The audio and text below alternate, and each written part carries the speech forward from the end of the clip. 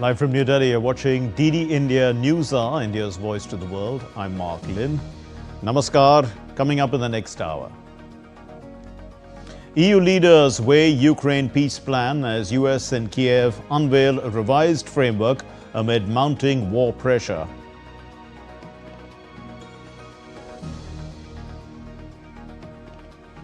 Japan's Yonaguni missile plan sparks fresh tensions with China.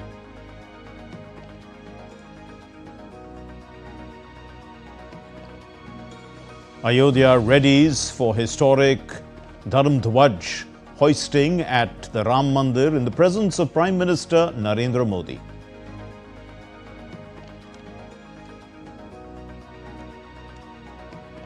Legendary actor Dharmendra, Hindi cinema's He-Man, dies at the age of 89 after a 6-decade-long career. Prime Minister Modi pays an emotional tribute.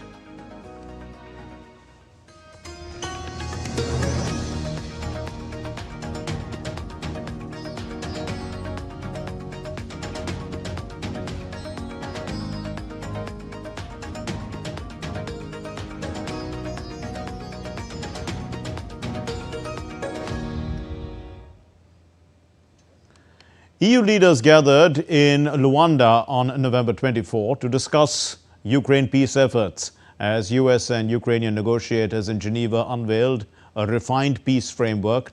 The revised plan aimed at ending Europe's deadliest conflict since World War II, and it follows criticism that Washington's earlier proposal had leaned too heavily towards Moscow. Now, with Ukraine's red lines and European caution shaping the talks, pressure mounts as the war nears its 4th year. Here's the report. EU leaders met in Luanda on November 24 during an AU summit to discuss Ukraine peace talks. The meeting coincided with US-Ukraine negotiations in Switzerland, where both sides agreed to revise a US plan criticized as favoring Moscow. After talks in Geneva on November 23, Washington and Kiev announced a refined peace framework without details. The US had earlier surprised allies with a 28-point proposal giving Ukraine until Thursday to accept terms aimed at enduring Europe's deadliest war since World War II.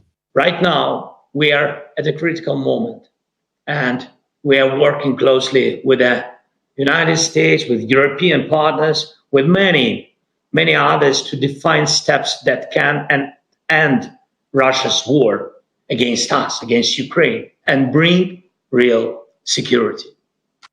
Ukraine's parliament speaker said on November 24 that Kiev's negotiation red lines include rejecting recognition of occupied territories, limits on its defense forces, and restrictions on future alliances. These long-held positions clash with the recent US peace proposal.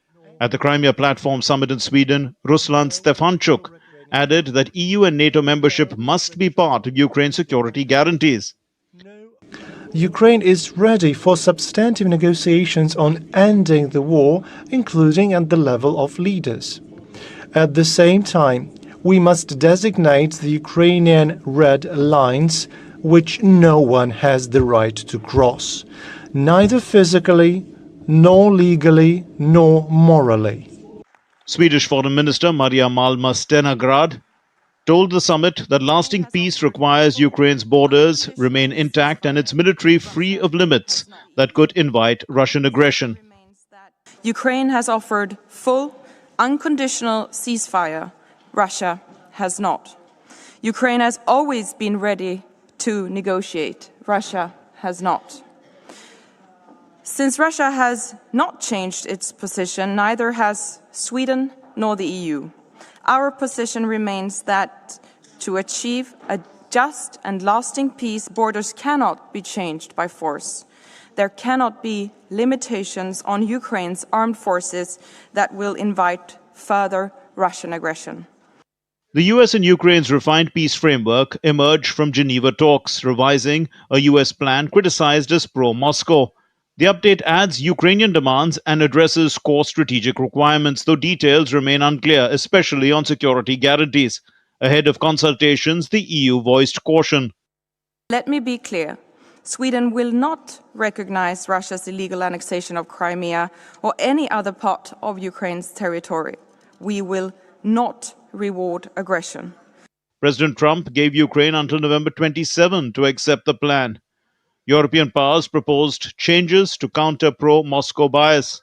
Talks were described as constructive, with both sides seeking an end to the war, now entering its fourth year. The US is pressing Kiev to agree, while Ukraine weighs peace against the risk of major concessions. Bureau Report, DD India.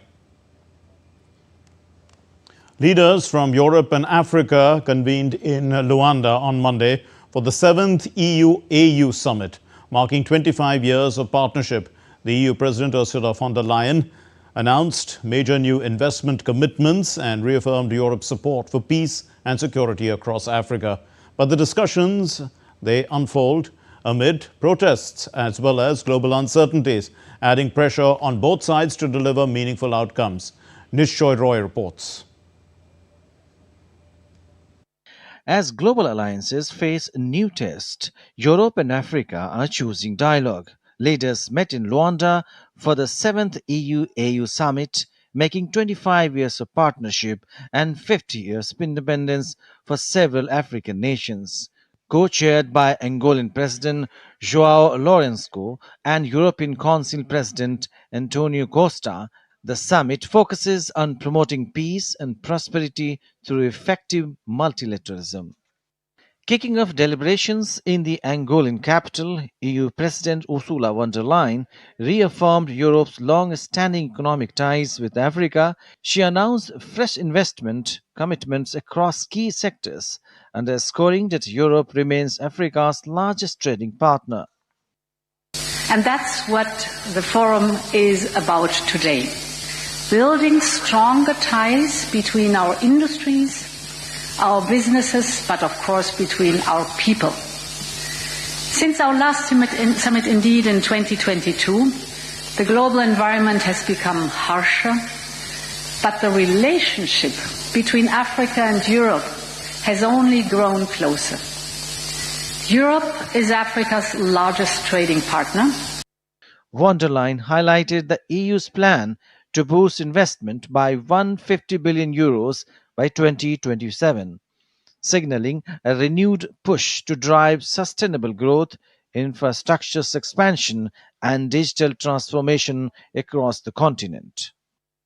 We committed to investing €150 billion in Africa by 2027. And since then, we have mobilized investments of over €120 billion, so we are well on track to meet our targets. Global Gateway is not only about large-scale public investment. Its strength lies in governments, banks, and businesses from both countries pulling in the same direction. Meanwhile, outside the summit spotlight, activists staged a dramatic green sludge protest targeting EU President Ursula von der Leyen, voicing a strong opposition to the toxic Mercosur trade deal. Activists say the deal risks allowing banned toxic pesticides back to the EU market. The demonstration is a symbol of the toxic nature of this deal. Pesticides that are currently illegal in Europe are going to be exported to the Mercosur countries under this deal, and then they're going to be re-imported in food for Europeans through this deal. Beyond investment, security cooperation remains key. Both sides signal optimism, but for Europe and Africa, the road ahead demands not just partnership, but persistence. Nishchoy Roy's report for DD India. Hezbollah has confirmed that its top military commander, Haitham Ali Tabatabai, has been eliminated in an Israeli airstrike on Lebanon's capital. Tabatabai, the chief of the staff of the group's armed wing, was among at least 5 people who were killed in an attack on an apartment block in the Hezbollah stronghold of Dahiyeh, which is in southern Beirut on Sunday. Tabatabai is the most senior leader of Hezbollah to be eliminated by Israel since the start of the November 2024 ceasefire, which aimed at ending over a year of hostilities between the two. Let's look at this report. In a major escalation in West Asia, Israel eliminated Hezbollah's military chief Hassim Ali Tabatabai in an airstrike on a southern suburb of Beirut on Sunday, despite a US brokered truce a year ago. Tabatabai was the most senior Hezbollah commander to be killed by Israel since the start of a ceasefire in November 2024 that shot to end more than a year of hostilities between the two. He was the second in command after Secretary General Naim Qasim. Israeli Prime Minister Benjamin Netanyahu insisted that his country will not allow Hezbollah to rebuild its power and called on the Lebanese government to fulfill its commitment to disarm Hezbollah. The IDF assassinated Ali Tabatabai, the chief of staff of the Hezbollah terror organization. He is a murderer. His hands are stained with the blood of many Israelis and Americans, and it is no coincidence that the United States offered a cash reward of $5 million on his head. He served as a senior commander in the Radwan force. Recently, he led the renewal of Hezbollah's efforts to rearm after the severe blows that Hezbollah suffered during Operation Pager. I thank the IDF and the security forces who carried out a professional, precise, and successful operation. Israel Defense Forces described Tabatabai as the Iran-backed military group's chief of staff who had led Hezbollah's elite Radwa unit, which was tasked with planning cross-border attacks on Israel. The United States said he commanded special forces in the country as well as in Syria, where Hezbollah supported former President Bashar al-Assad during the country's brutal civil war. Iran has slammed Israel over its killing of Hezbollah's military chief Hassim Ali Tabatabai. Tehran is Hezbollah's key backer, but the group has been severely weakened by its most recent hostilities with Israel and the overthrow of Bashar al-Assad, who provided an overland link towards Iran. Israel has carried out nearly daily strikes in Lebanon since November 2024 ceasefire that shot to end more than a year of hostilities with Hezbollah, usually saying it is striking members of the group in the country's south and east. Hezbollah was weakened by its fight with Israel, which it started in support of its ally Hamas in Gaza in October 2023, which cross-border exchanges of fire that later escalated into 2 months of full-blown war. Bureau Report, DD India. Regional tensions between Japan and China have escalated once again, this time over Tokyo's plan to deploy medium-range missiles on Yonaguni Island, which is near Taiwan. China has condemned the move as a dangerous provocation, accusing Japan of edging toward militarism. Now, Japan insists the deployment is purely defensive, aimed at deterring potential threats in the region. Here's the report.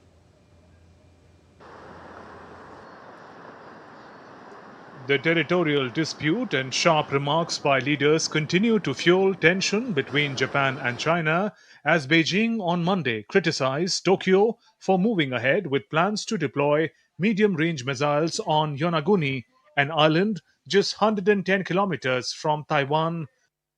Tokyo says the deployment, part of its broader military buildup, is intended to deter potential attacks and will not heighten regional tensions. Beijing, however, accused Japan of provoking confrontation and creating regional tension, linking the move to recent remarks by Prime Minister Sanae Takaichi, suggesting Japan could respond militarily if China attacked Taiwan. Japan's deployment of offensive weapons on the southwestern islands near China's Taiwan is a deliberate attempt to create regional tensions and provoke military confrontation. In connection with Japanese Prime Minister Sanae Takaichi's erroneous remarks concerning Taiwan, this trend is extremely dangerous and requires heightened vigilance from neighboring countries and the international community. Japan's Defense Minister Shinjiro Koizumi said preparations for missile unit are steadily advancing, just days after Japan scrambled fighter jets when a Chinese drone flew between Taiwan and Yonaguni.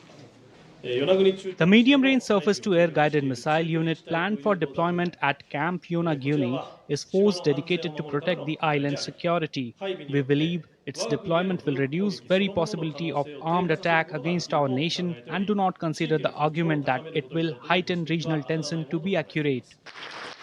China's foreign ministry and senior diplomat Wang Yi warned that Tokyo had crossed a red line, accusing Japan of drifting towards militarism.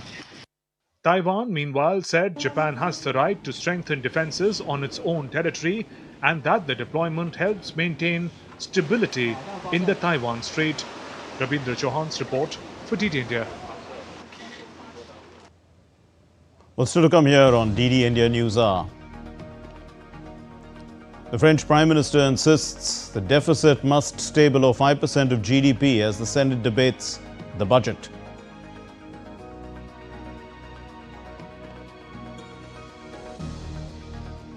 Thousands evacuated as floods hit southern Thailand.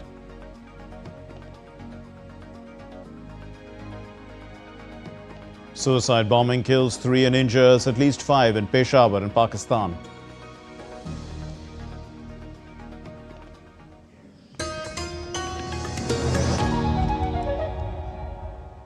How much of India's democracy is really a British leftover? It is outrageous to suggest that the British have any reason to applaud themselves that India is a democracy at the end of 200 years of colonial oppression. Those who demanded democracy were ruthlessly suppressed, arrested, beaten brutally, killed in many cases. There are very many countries that at different times in different ways became democratic without having to go through the great blessing of being oppressed, enslaved and colonized.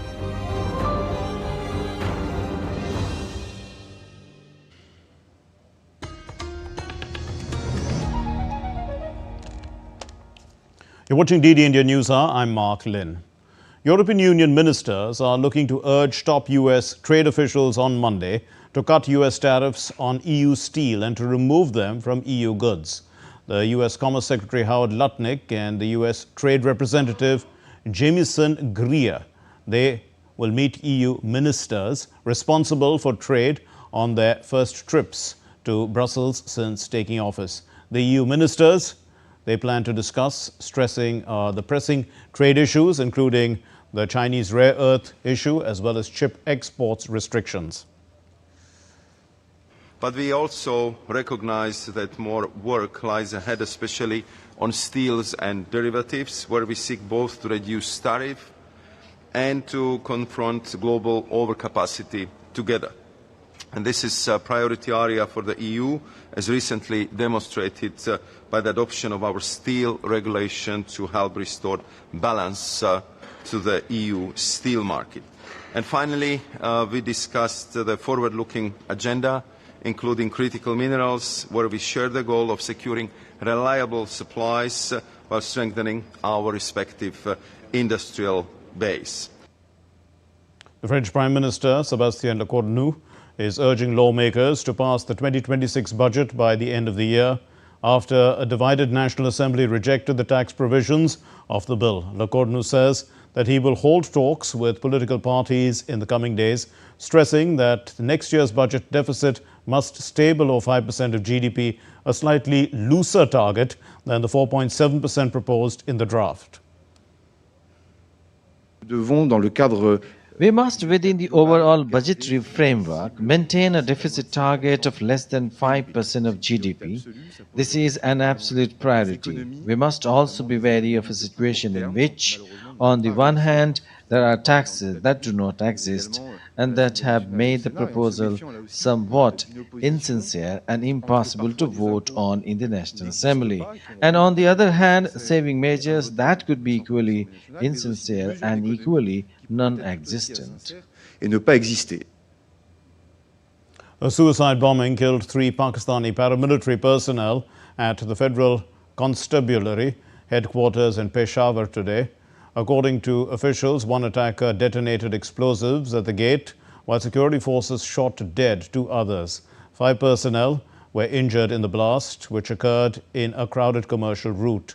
And the police chief of Khyber Pakhtunkhwa said that the operation had concluded and that the teams were checking the area for any remaining explosives. No group has claimed responsibility.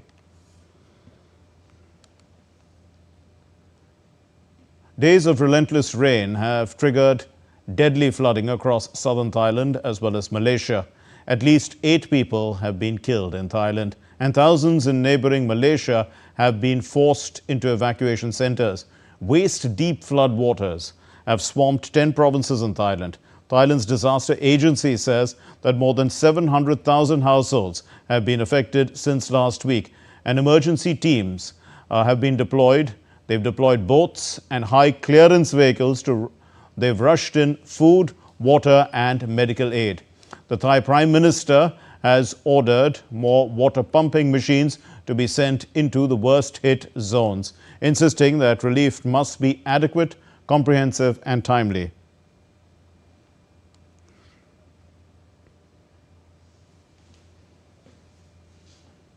Ayodhya has once again stood on the threshold of a grand celebration, while preparations in the birthplace of Lord Ram are at their peak. Tuesday will witness the sacred religious flag, that's the Dhwaj, which is being hoisted atop the pinnacle of the Ram Mandir. Crores of Ram devotees across the country are eagerly waiting for the darshan of this holy flag that will flutter at a height of 191 feet. Prime Minister Narendra Modi will also bear witness to this historic moment. The holy city is drenched in devotion, enthusiasm and spiritual energy. Gautam Roy reports from Ayodhya. Ayodhya is ready to dazzle once again. The birthplace of Lord Ram is putting its best foot forward. The occasion is the hoisting of the Dhwaj, or the sacred flag, on the Ram Janmabhoomi temple. Devotional songs dedicated to Lord Ram are playing on the streets of Ayodhya. Bhajans and kirtans are being performed all around.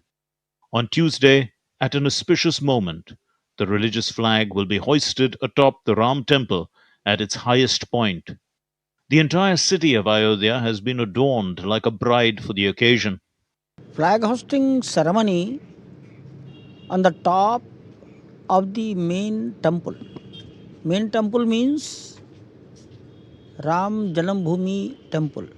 So the flag will reach up to the top of 191 feet high from the zero level or the ground level or the courtyard level. The sacred flag will be hoisted on the temple at a height of 191 feet. The Dhwaj is 22 feet in length and 11 feet wide. The flag weighs 2.5 kgs and bears the symbol of the sun. It signifies the emblem of the Surya Vansh, or the solar dynasty, along with the Om symbol.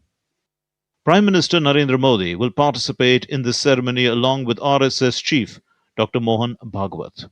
The Prime Minister's roadshow is to start from Saket Mahavidyalaya and proceed up to the Ram Mandir.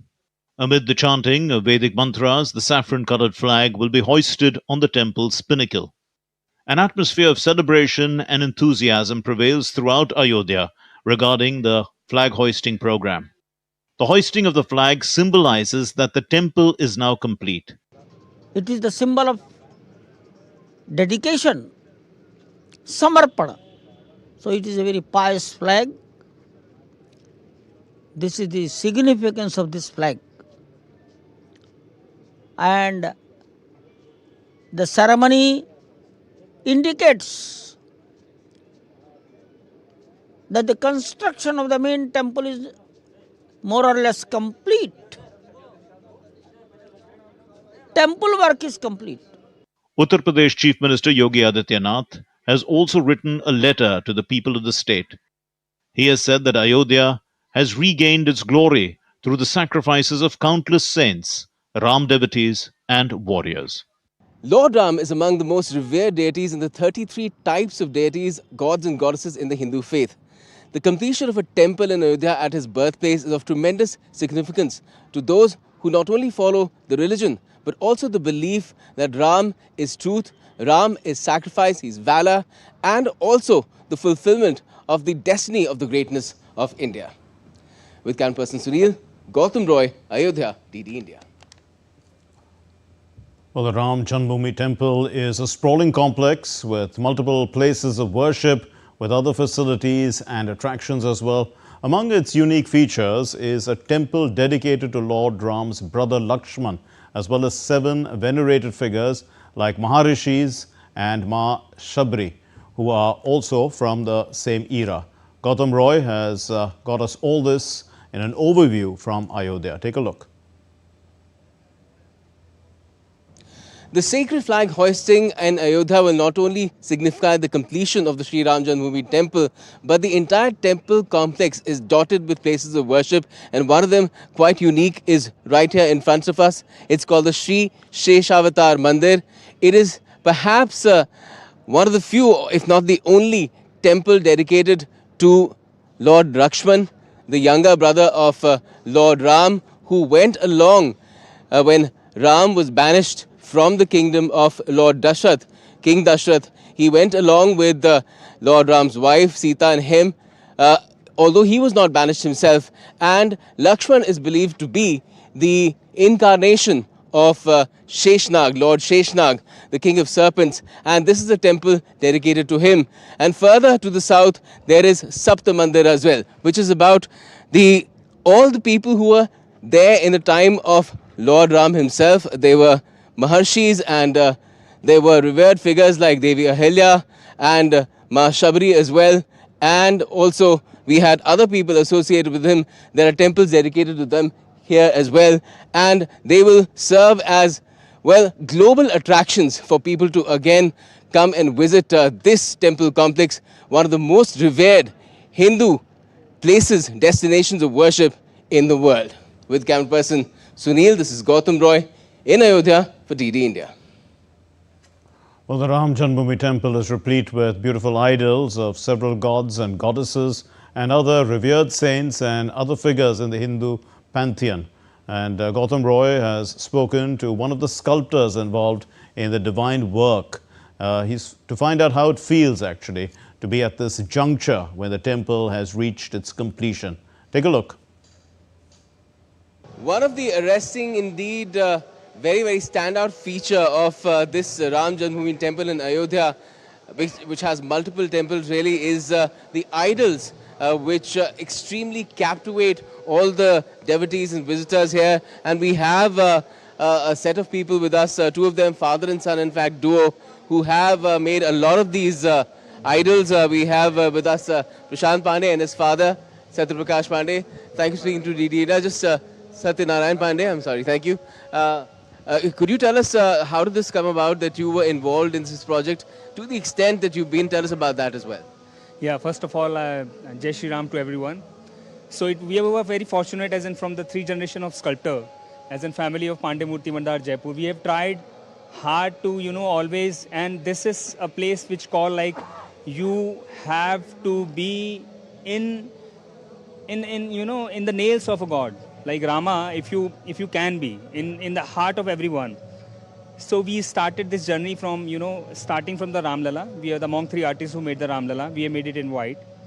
And then the steps, if you see the entering in the temple, you will see the 2 elephants, 2 lions, and Garud Dwar, Singh Dwar at the entrance. At the main entrance, you'll see the Ganpati. We call it Ganesh pole.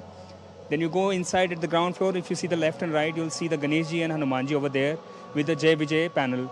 And then you go to the first floor. Then you'll see the Ram Darbar, which is made by us. And we have done this work in Jaipur in 9 months. So there you will see the Rama, Sita and Hanumana in Das Roop, and the Bharatji in Das Roop, and Lakshmana and Shatrughan at the back. And over there also you'll see at Dwarpal at the first floor. Then you go to the Parkota. You'll start from Ganpati, Hanumanji, Durga Ma, Surya Bhagwan, Annapurna Ma, also made by Pandey Murti Bhandar in Jaipur.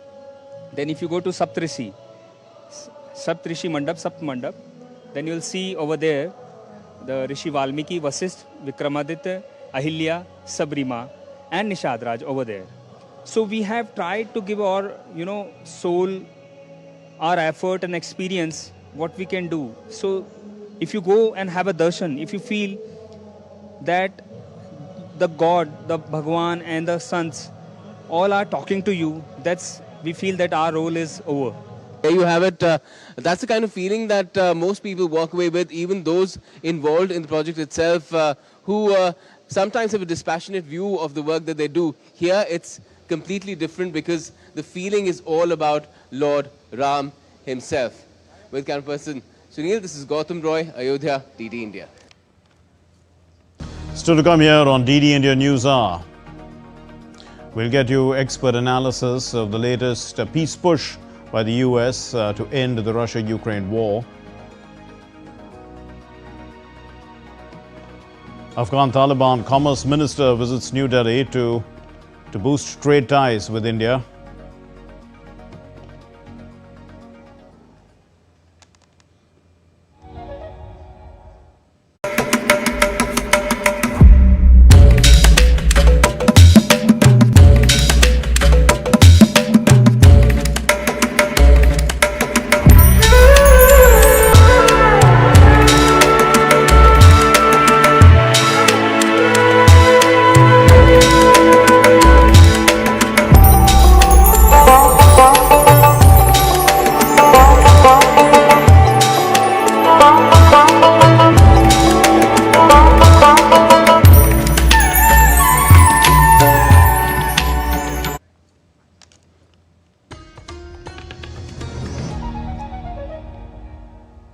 You're watching DD India News Hour. I'm Mark Lynn. And to analyze the effectiveness of the US and the European peace proposals, or the European counter-peace proposal for Ukraine, we have with us Prabhu Dayal, former senior diplomat. Thank you very much, Ambassador Prabhu Dayal, for being with us. So, are these proposals workable when they, to reconcile Ukraine's sovereignty and security demands? Because we look at it, Russia, consistently insists that no NATO expansion can take place. Can this work long term? Well, Mark, first of all, thanks for having me on your show. Let me begin by saying that the chances of success of Trump's original plan were minimal due to its alignment with key Russian demands. But I think that the ongoing diplomatic efforts to create a revised, mutually acceptable framework present a narrow but challenging path towards a potential peace settlement. Now, Russia had cautiously welcomed the initial proposal, but according to sources, it has not officially received the refined or the updated version. So it remains unclear if the Kremlin will agree to the modifications which are necessary to get Ukraine and Europe on board. Right. And the current talks highlight the ongoing diplomatic gap between the involved parties. However, let me say that the recent talks between the US and Ukraine in Geneva are significant because they have led to an updated version of the original Trump peace plan. And it has thus addressed Ukrainian and European concerns that the first draft heavily favored Russia.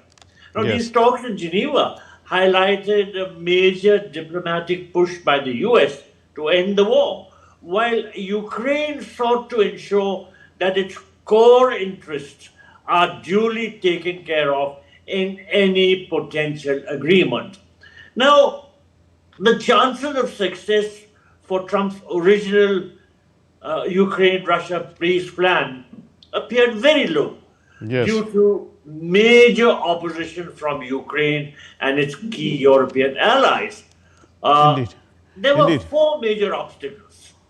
First, the territorial concessions that Ukraine was being asked to make. Now, that plan required Ukraine to cede control of Crimea, Luhansk, and Donetsk, and freeze the front lines in Kherson and Zaporizhia. Now, this was seen as rewarding Russian aggression and violating Ukraine's territorial integrity and sovereignty. So Ukrainian and European leaders firmly stated that they will not recognize. Ambassador Prabhudayal, if we could go a little deeper into some of let's look at analyze it a little bit. Is Ukraine really in a position to deter future Russian aggression? Will Europe be in a position to prevent that threat on its own? I mean, these are the kind of questions that that could lead to an ultimate peace. Ukraine is not in a position to confront Russia on its own. And that is why it was seeking security guarantees by becoming a member of NATO.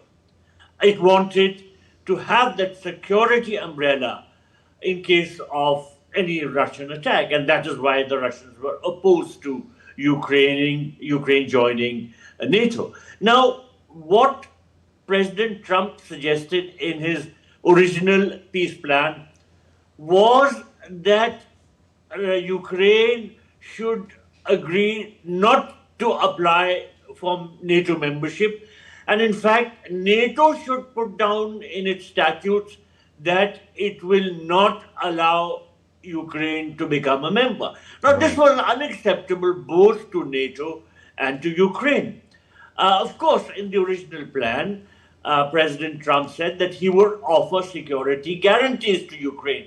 But these security guarantees were very vague and unclear and unconvincing. And that is why the Ukrainians put their neck out and said that, no, we are not going to accept this. Defying the Americans for the Ukrainians was something very tough because of the fact that they depend on the United States for a considerable amount of military and financial aid. Right, and Europe as well. So they depend on Europe as well. But Europe is not going to accept, Crimea, Luhansk, Donetsk, Kherson, Zaporizhia as part of Russian territory. So does this give Russia, reason to continue attacks, to press home what they seem to think is a military advantage at this point in time? I mean, these are the issues that are lying underneath, the underlying reasons of discord that are unlikely to see a peace deal being made. Well, Russia has continued to attack Ukraine in spite of the fact that it had shown agreement, more or less, willingness to go along with Trump's original peace plan, because that peace plan took care of Russian interests. But significantly, as you yourself were indicating, the Russians continued to carry out these military strikes in Ukraine. Now, what is going to be the future of the Russian position? I think that the Russians are not going to be willing to accept any sort of peace plan put forward by the Americans, which does not suit their own interest. Right. So while this entire business of making peace proposals and a peace plan is certainly to be praised, but it faces very serious challenges because of the huge differences which are there between the Russians on one side and Ukraine backed by its European allies. Ambassador Dayal, we are running short of time, so let me just squeeze in one more last question.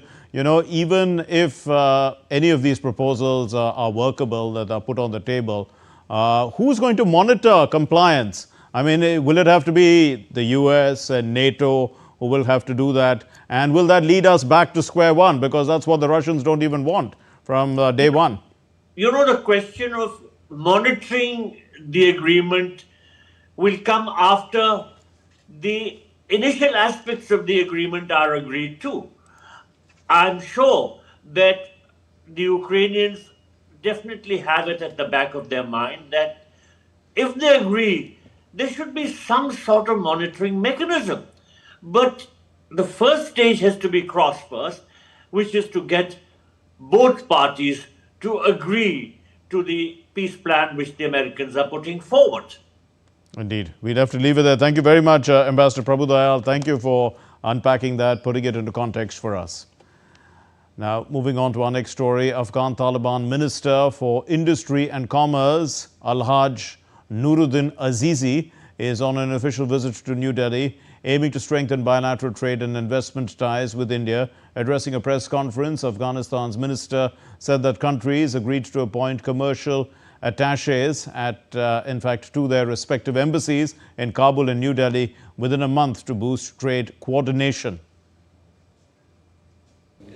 और decide हो गया कि अतशे तजारती दोनों मुल्क के लिए अफ़गानिस्तान में India का तजारती कमर्शल अताशी होगा और अफ़गानिस्तान का जो इंडिया में कमर्शल अताशी यहाँ इंशाल्लाह हम भेजेंगे और ड्यूरिंग 1 मंथ इंशाल्लाह हम कोशिश करेंगे कि ताकि ये दोनों मुल्कों के लिए जो प्राइवेट सेक्टर है उसके जो मसाइल होगा इंशाल्लाह तुरंत commercial attaché के थ्रू पे इंशाल्लाह इन मसाइल हल होगा. Minister Azizi also highlighted India's upcoming issuance of medical visas for Afghan citizens. Medical के लिए भी वीज़ा इंशाल्लाह वो डिसाइड हो गया. मेडिकल के लिए भी दोबारा शुरू होगा और हमारे जो मरीज़ है और ये इंशाल्लाह वीज़ा बआसानी कोशिश करेंगे कि ले लें और इलाज के लिए इंडिया आ जाएं और यहाँ के इलाज हो जाए और यहाँ का जो फैसिलिटी है उसमें इंशाल्लाह हमारे एम्बेसी इसमें ज़्यादातर रोल होगा और embassy of India in Kabul दे इंशाल्लाह भी इसके लिए प्रोग्राम बनेगा. The legendary Hindi film actor Dharmendra has passed away in Mumbai at the age of 89. Over a career spanning 6 decades, the He-Man of Indian cinema appeared in more than 300 films, many of them unforgettable, era-defining hits. Diptanshu Kashyap brings us this report on his life and legacy. One of Hindi cinema's most beloved icons, Dharmendra, fondly known as the He-Man of Hindi movies, passed away in Mumbai at the age of 89. The film fraternity and millions of admirers are mourning the loss of an actor whose charm, versatility, and screen presence shaped generations of Indian moviegoers. Paying tribute to the late actor, Prime Minister Narendra Modi wrote on social media platform X, "The passing of Dharmendra ji marks the end of an era in Indian cinema. He was an iconic film personality, a phenomenal actor who brought charm and depth to every role he played. His diverse performances struck a chord with countless people. Dharmendra ji was equally admired for his simplicity, humility, and warmth. My thoughts are with his family, friends, and innumerable fans. Om Shanti." Born Dharm Singh Deval on December 8, 1935, in Sahnewal in Punjab's Ludhiana district, Dharmendra grew up in a modest household. His journey to cinema began after winning a Filmfare talent hunt. The promised film never materialized, but it brought him to Bombay, where he began his struggle for roles. He made his debut in 1960 with Dil Bhi Tera, Hum Bhi Tere. Over the next 2 decades, he delivered some of Hindi cinema's most memorable performances in Aankhein, Shikar, Aya Sawan Jhoom Ke, Jeevan Mrityu, Mera Gaon Mera Desh, Sita Aur Geeta, and the iconic Sholay. His on-screen chemistry with Meena Kumari and later Hema Malini captivated audiences, with the later pairing evolving into a love story that made headlines across India. In his later years, Dharmendra continued to work across genres, appearing in Apne, the Yamla Pagla Divana series, The Second Chapter, and Karan Johar's Rocky Aur Rani Ki Prem Kahani in 2023. He was last seen in the 2024 film Teri Baaton Mein Aisa Uljha Jiya and was set to appear in Sriram Raghavan's upcoming war drama Ikkis. A recipient of the Filmfare Lifetime Achievement Award in 1997, Dharmendra was honored with the Padma Bhushan in 2012 for his outstanding contribution to Indian cinema. Beyond films, he served as a Member of Parliament from 2004 to 2009, representing Bikaner in Rajasthan. His legacy, spanning 6 decades and hundreds of beloved performances, will continue to inspire generations of film lovers. Diptanshu Kashyap's report for DD India. The 56th edition of IFFI has housed the iconic Ye Dosti bike, from Sholay. And today, when the nation mourns the loss of the legendary actor Dharmendra, many of the stars, actors and directors rushed to the iconic display, remembering the great actor as Sholay completes 50 years. It's also one of the finest movies of the legendary actor Dharmendra. Deepika Mehto reports.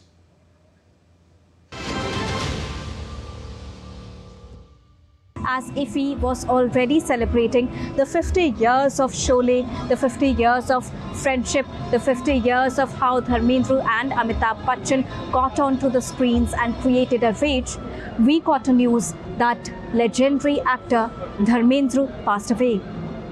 And the entire nation, the entire world, and especially all the visitors here at the 56th edition of International Film Festival of India are mourning the loss.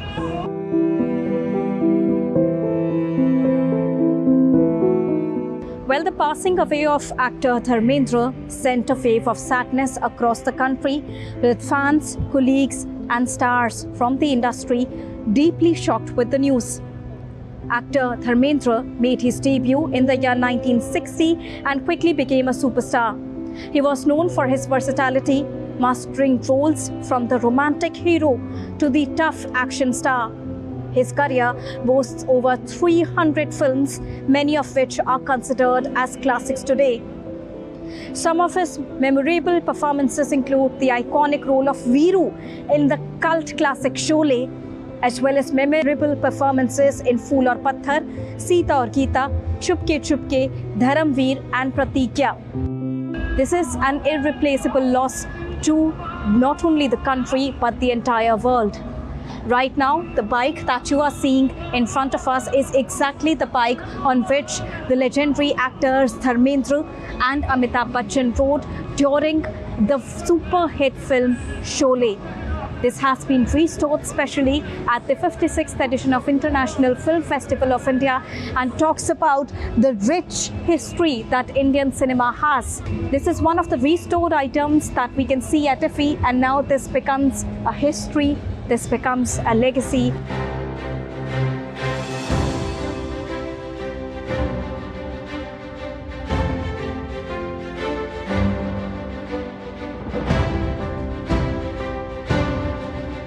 The current edition of International Film Festival of India now remembers the legend Dharmendra with the bike display that was used in the film Sholay. Well, Sholay is undoubtedly one of the most famous Bollywood movies ever, and the iconic song featuring Jai Veeru riding around a motorcycle with a sidecar is equally famous. The 5 minutes song sequence was shot on this bike, and it took 21 days to shoot this particular song. Hearing about it, or he's been a wonderful artist. जब मुझे अभी पता लगा तो उनकी सारी फिल्में याद आ रही थी. Truly deeply saddened by hearing the loss of the great legend Dharmendra ji. It's really unfortunate to have lost such a kind-hearted person, such a pure soul. It's a big loss for Indian cinema. Like Dharmendra ji उन्होंने जो काम किया वो उन्होंने स्थापित किया है Indian industry को, सिनेमा को पूरे वर्ल्ड पर. नाउ खैर एज एक वो सत्य है जो हमें एक्सेप्ट करना पड़ता है, but what he has done वो दोबारा नहीं हो सकता. His natural charm and powerful screen presence earned him millions of fans worldwide. Talking about the awards, Dharmendra was a recipient of the Filmfare Lifetime Achievement Award in 1997, which was an honor to his massive contribution. In 2012, the Government of India honored him with the Padma Bhushan Award. He was last seen in the 2024 movie Teri Baaton Mein Aisa Uljha Jiya that starred Shahid Kapoor and Kriti Sanon in lead roles. Restored at the 56th edition of IFFI, everybody now comes here to take a last glimpse of the memories associated with actor Dharmendra as he is no more. With camera person Senthil, this is Deepika reporting for DD India from International Film Festival of India, Goa. Well, Kurukshetra, a city and district in the Indian state of Haryana, is all set for Prime Minister Narendra Modi's visit during the International Gita Mahotsav on Tuesday. Prime Minister Modi will inaugurate the new Panch Janya monument, visit the Mahabharat Anubhav Kendra, and also attend a special event marking the 350th Shahidi Divas of Guru Tegh Bahadur Ji, where he'll release also a commemorative stamp and coin on the occasion. Here's the report. As Kurukshetra celebrates the International Gita Mahotsav, the city is fully geared up for Prime Minister Narendra Modi's visit. With a packed itinerary, PM Modi will inaugurate the newly constructed Panch Janya, built in honor of the sacred conch of Lord Krishna. He will then visit the Mahabharat Anubhav Kendra, an experiential center depicting significant episodes from the Mahabharat. Prime Minister Modi will also participate in a special program commemorating the 350th Shahidi Divas of Sri Guru Tegh Bahadur Ji, the revered 9th Sikh Guru. During the program, he will release a special coin and commemorative stamp marking the 350th Shahidi Divas of the revered Guru. The Government of India is observing a year-long commemoration to honor the 350th Shahidi Divas of Guru Tegh Bahadur Ji. Security has been significantly intensified across Kurukshetra, with the deployment of over 5,000 police personnel and strict crowd management measures in place. Authorities are leaving no stone unturned to ensure a smooth, safe, and well-coordinated event. People from different countries are expressing their happiness ahead of Prime Minister Modi's visit. Every time we were watching movies about the Indian people, and I heard a lot about India, about the history, and I'm really excited. And then I'm just looking forward to see this Prime Minister and just to see his own with my own eyes. It's a big event for us. I'm really grateful for Indian people, for your kindness and hospitality, and everything in India is so good. I read a lot about Kurukshetra's history. There's a lot of there's a lot of wonderful things here, and I'm really grateful for you, for your kindness. Thank you. PM Modi will perform puja and darshan at Brahma Sarovar, which is considered one of India's most sacred pilgrimage sites. With preparations in full swing, Kurukshetra is all set to welcome Prime Minister Narendra Modi. PM Modi's visit will add a fresh significance to the rich cultural and spiritual heritage of Kurukshetra. With camera person Sunil Rana, this is Siddharth Bharadwaj reporting for DD India in Kurukshetra, Haryana. And we take you now to Kurukshetra in the Indian state of Haryana, where the International Gita Mahotsav has already begun, drawing large crowds from across India and across the world. And we said that preparations are underway for Prime Minister Narendra Modi's visit. DD India correspondent Siddharth Bharadwaj has more. I am in Kurukshetra, which is in the Indian state of Haryana, where the International Gita Mahotsav is going on in full swing. The festival was kicked off on November 15 and will go on till December 5th, 2025. People from all walks of life are enthusiastically participating in this event. The main objective is to actually spread the teachings of Srimad Bhagavad Gita and to spread the message of peace, love and unity all across the globe. Not just the people from the country, but people from foreign countries are also coming here and actively participating in the event.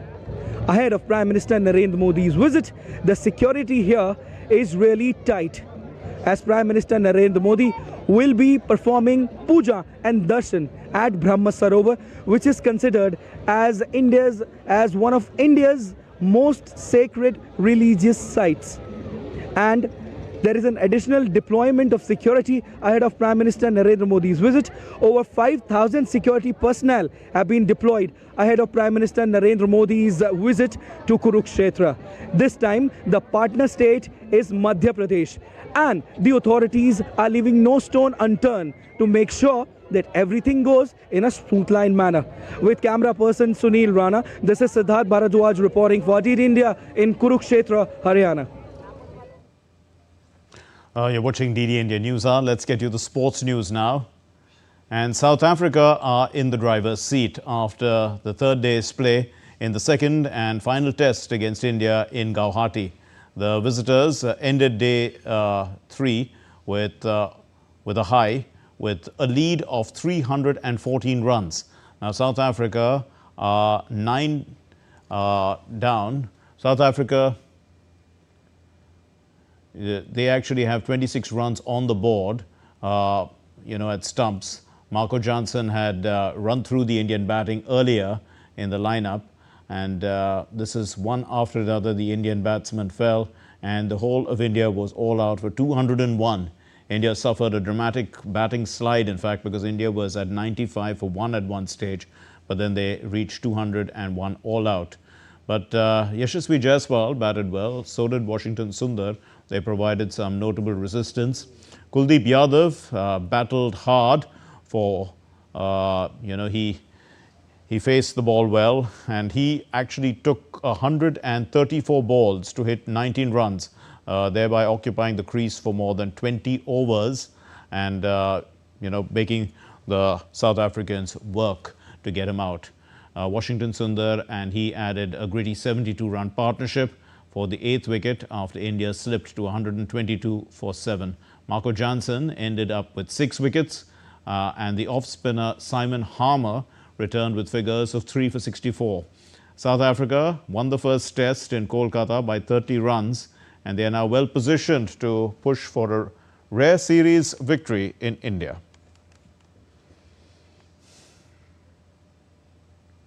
They did not enforce the follow-on as well. That's all we have in this edition of DD India News Hour. But let's know your thoughts on the news of the day. And for those of you on the go, get the latest news and updates from India and across the world on the DD India mobile app, available on Android and iOS platforms. Scan the QR code and download it now. We'll be back with more news as it breaks here on DD India. My name is Mark Lynn. From all of us here in Delhi, thank you very much for watching DD India News Hour. Namaskar.